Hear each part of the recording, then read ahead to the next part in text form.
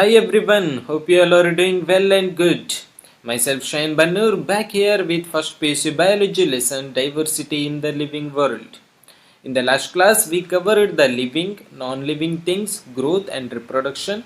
If you have not seen that video, kindly refer to get the continuity and the link is mentioned below in the description.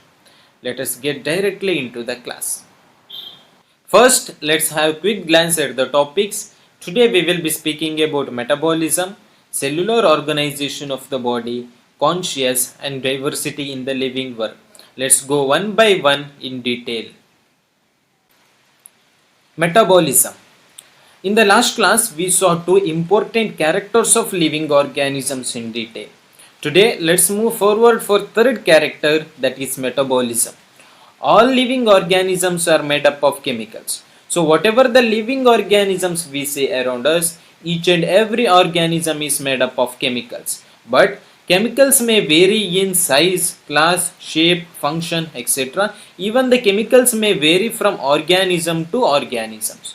These chemicals are constantly made and changed into some other forms. Here the chemicals are regularly made and changed into different biomolecules depending upon the requirement. The sum total of chemical reaction involved in the biological process is collectively termed as metabolism. So all chemical reaction taking place in an organism together called as metabolism. Metabolism can be divided into two primary categories, that is anabolism and catabolism. Let's see one by one in detail. Anabolism.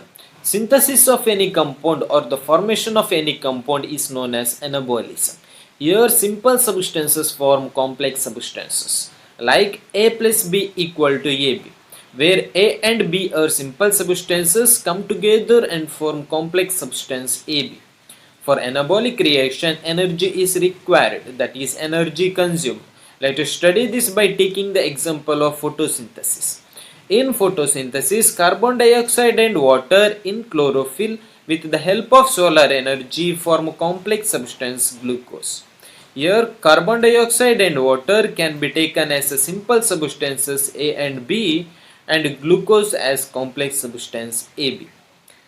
Here required energy is provided by the sun known as solar energy. Breakdown of any compound is known as catabolism. Here complex substances converted into simple substances like AB is equal to A plus B, where AB is complex substances broken down into simple substances A and B. This type of the reaction energy is released. Let us study this by taking the example of respiration. In the case of respiration, glucose with the help of oxygen converted into carbon dioxide and water and the energy is released in the form of ATP. Here glucose can be taken as a complex substances AB is broken down into a simple substances carbon dioxide and water which can be taken as A and B. Reaction occurs inside body. So the metabolic reaction occurs inside the body of living organisms. No non-living objects exhibits metabolism. Metabolism reaction outside body. So the metabolic reaction can take place outside the body known as isolated metabolic reaction. This isolated metabolic reaction is carried out in vitro in the test tube in an artificial condition. These reactions are carried out in the cell in a cell-free system. Hence, they are living reaction but not living things. Cellular organization of the body. Living organisms are able to sense and respond to the changes taking place in the environment. To sense the changes, there are presence of different kinds of sense organs. Like in human beings, there is a presence of nose to sense the smell, ears to hear. Like this, different kinds of sense organs are present to sense. Photoperiod effect on reproduction. Photoperiod, where photo means light, period means duration. So, light affect the reproduction of an organisms. We will see this again in upcoming classes. A living organism is able to handle chemical entering into its body up to certain extent. Human being is aware of himself. Human beings has a good nervous system, so he is aware of himself. Consciousness. Consciousness is one of the important character of living organism, but it is not the defining character of living organisms, because a person in coma will not be able to notice the changes taking place in environment, and he will not be able to react to it. Living organisms are self-replicating, so the living organisms are able to reproduce and produce young ones. So biology is the study of life on the earth. Biology is the story of evolution of living organisms on the earth. So all living organisms, present, past and futures, are linked to one another by sharing common genetic material. So whatever the living organisms we see around us, each and every living organism is linked to one another by sharing common genetic material. Now let us see neat sample questions. Which of the following factor exclusively affect reproduction in seasonal breeders, both plants and animals? A. Water, B. Temperature, C. Photoperiod, D. All of these.